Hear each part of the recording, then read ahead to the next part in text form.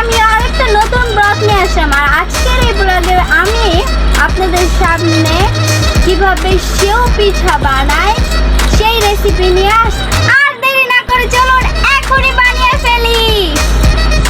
দেখুন গাইস, প্রথমে আমরা পাটায় আটা, এখন আমরা ওই আটাটা সুন্দর করে বেলবো।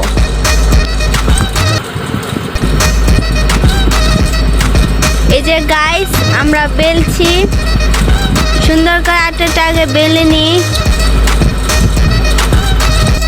এখন আমরা এটি ছোট ছোট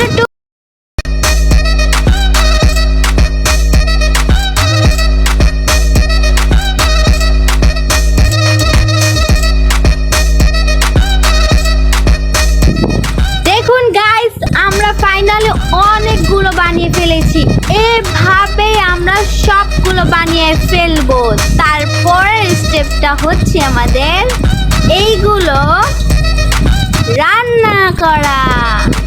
গাইস, এখন আমরা প্রথমে দুধটা গরম করব আর এর মধ্যে চাল, তারপরে বলে গরম মশলা, এগুলো সব দিয়ে দেব।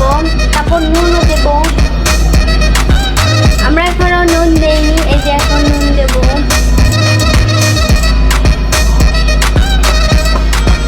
এখন দুধটা বলক আসার আগে আমরা চিনি দিয়ে দেব। গাইস, এখন এর মধ্যে পরিমাণ মতো চিনি দিয়ে দেব। এখন আমাদের একটু নেড়ে দিতে হবে। এই যে এখন নাড়বো আমরা।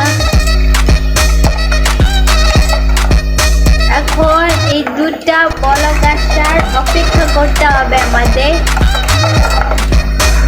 5 মিনিট পরে আমরা এর মধ্যে সেগুলো ঢেলে দেব।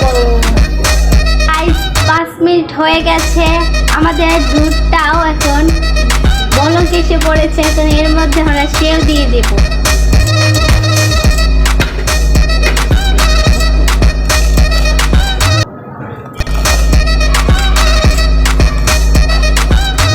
একটু নেড়ে দেব।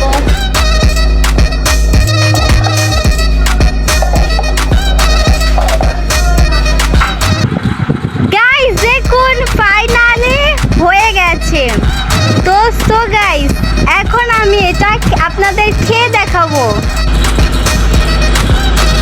গাইস, আপনারা এখনই যে চেষ্টা